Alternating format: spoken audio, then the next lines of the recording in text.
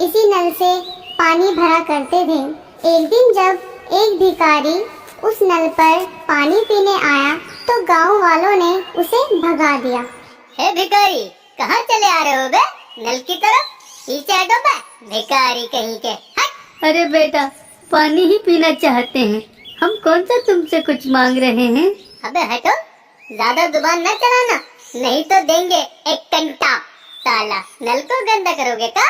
पीने दो बेटा, बहुत प्यासे हैं, कहीं बिन पानी हमारी जान ही न निकल जाए। अबे मरना चाहते हो तो मर जाओ बे, हमें काहे मारना चाहते हो? चलो चुपचाप खिसक लो यहाँ से, पानी गंदा करोगे बे, भिखारी कहीं के। भिखारी प्यासा ही वहाँ से जाने लगा और जाते जाते उसने गांव वालों से कहा, याद रखना सब, हमें भगाने वालों, तुम सब एक दिन इसी नल का पानी पीकर मरोगे। 2 दिन बाद रात को जैसे ही 12 बजते हैं, चौपाल से नल के जोर जोर से चलने की आवाज आने लगी तो रमेश की पत्नी की नींद टूट गई। अजी उठिए तो, ना जाने कौन नल पर घुसिया रहा है, तनिक देखिए तो सही। ठीक है, हम अभी देखते हैं कौन है जो 12 बजे नल पे अपनी खोपड़ियाँ पटक रहा है। तुम सो जाओ बे।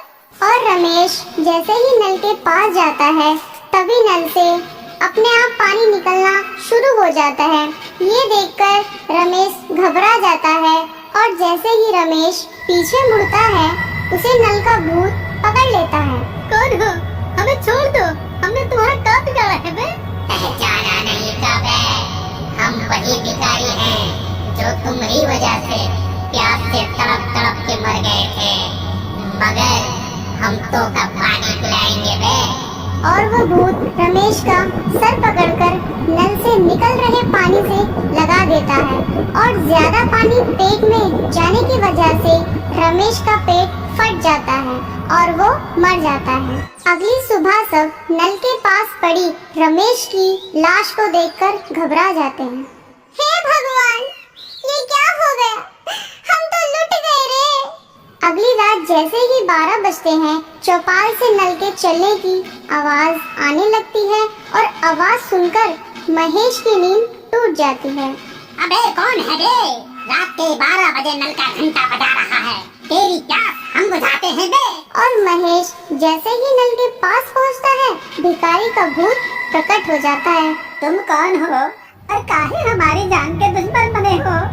याद कर, एक दिन तूने ही हमें भगाया था और पानी नहीं पीने दिया था बे, मगर हम तो का खिलावत है पानी। हा हा हा हा हा, लो पियो।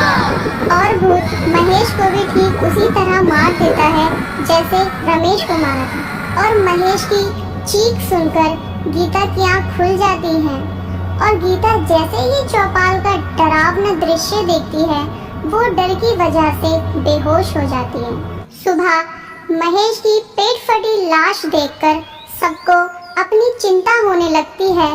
तभी गीता वहाँ आकर सबको बताती है, ओह दीदी, वो तो एक एक करके हम सबको मार डालेगा। नहीं बेटा, तुम घबराओ मत, हम तुमको एक बाबा के पास लेकर चलते हैं, वो बाबा हमारी जरूर कुछ मदद करेंगे। और वो एक बाबा के पास जाकर अपनी सारी बात बताते हैं।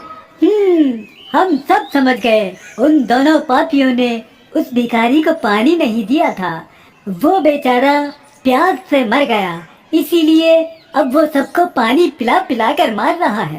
बाबा, तो क्या हमें भी अपनी जान गंवानी पड़ेगी? नहीं, तुम सबको कुछ नहीं होगा, ध्यान से मेरी बात सुनो। बाबा उन्हें उस भिखारी के भूत से निपटने का तरीका बताता है।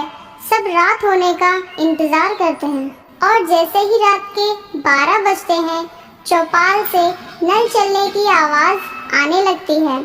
गीता अपने घर से योजना के हिसाब से बाहर आ जाती है। भूत गीता को देखकर प्रकट हो जाता है। तो आज तुम्हारा नंबर है, मरोगे तुम भी। तुम सबको पानी पिलाते रहे, मगर आज हम तुम्हें पानी पिलाएंगे। और सभी अपने घर से बाहर आ जाते हैं और सबके हाथ में एक एक शीशी है। आज तुम सब मरोगे। तुम्हारी मौत तुमको यहाँ खींच लाई है। हा, हा, हा, हा, हा। हम सब मरने को तैयार हैं, मगर एक तो इच्छा है, पूरी कर दो।